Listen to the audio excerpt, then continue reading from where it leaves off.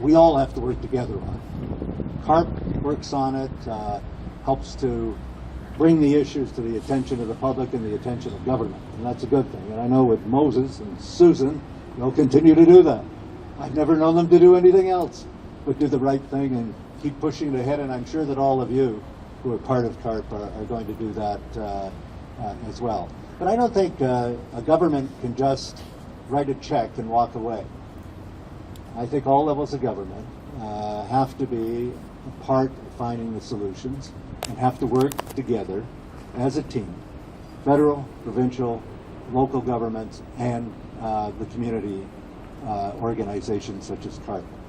That's the way we're going to help make sure that into the future we have a city and a country that is going to be livable for seniors. It's going to be inclusionary for seniors. Inclusion, social inclusion, is an important part of this city. It's an important part of this country. And we don't want to leave anybody out.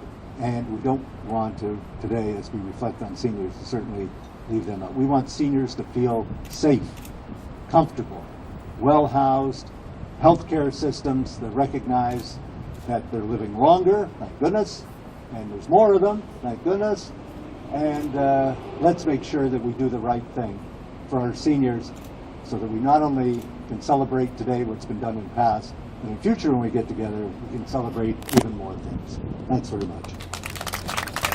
I'm going to keep it short here. First of all, I want to thank everyone for coming today. I want to thank CARP for inviting us. And as you saw, I did sign on. I do believe in supporting seniors throughout the city, and I got to agree with the mayor, or should I call you Mayor Senator? You know, all levels of government have to work together, be it the federal, provincial, and municipal governments, in supporting the needs of the seniors. My colleagues here from council, we have the opportunity to go visit seniors. Unlike the feds, that they're kind of up in Ottawa, they don't have day-to-day action with seniors going into their houses. As simple as even the number one concern in the winter that I see is a senior getting their driveway shoveled or their sidewalk shoveled. That's a big concern. It may not be a big concern for the average household, but to them, it is a big concern. And again, folks, thank you very much. We'll do everything we can to support CARP in any way. Our door's open. Feel free to give Rob or myself a call, and we really appreciate it. Thank you. Alzheimer, my colleagues, CARP members, and all residents who have a deep interest in making sure that we create a truly age-friendly city, I thank you from the bottom of my heart, and I know my colleagues feel the same way.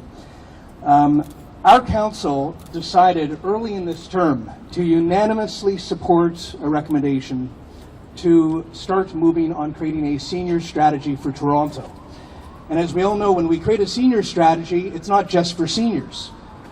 To create an age-friendly city, an accessible city, means that whether you are a senior, whether you're a young mom and dad with a stroller, if you are somebody with a disability, you know that we are creating a strategy that will create a city that reflects the very people who live here, respects them, and makes sure that it is accessible for all.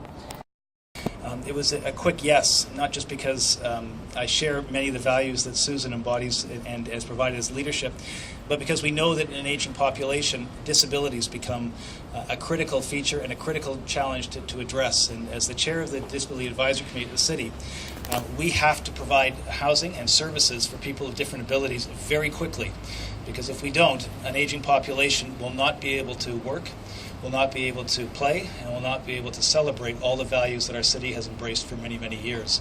And so today's flag raising is not just about seniors, although we will all get there one day. It is about creating capacity in people as they age so that the wisdom, the experience, the humor, and the life values that they have embodied in building this great city continue to be contributed to the construction of this city. And that's why we're here today to celebrate the flag raising. It's why we embrace the vision that Moses has brought to the city in many different ways, and through the Zoomer organization has said, we need more, not less from our population.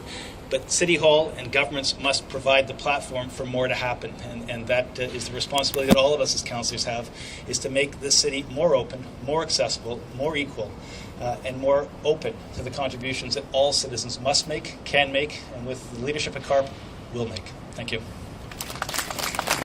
So that the guideposts that we set up about how people are supposed to behave in this new situation are positive ones, creative ones that contribute to a good life for all of us. So it is my great pleasure to call all of you who want to hoist this chain to come up and join me. I'm here to proclaim that CARP is the new cool.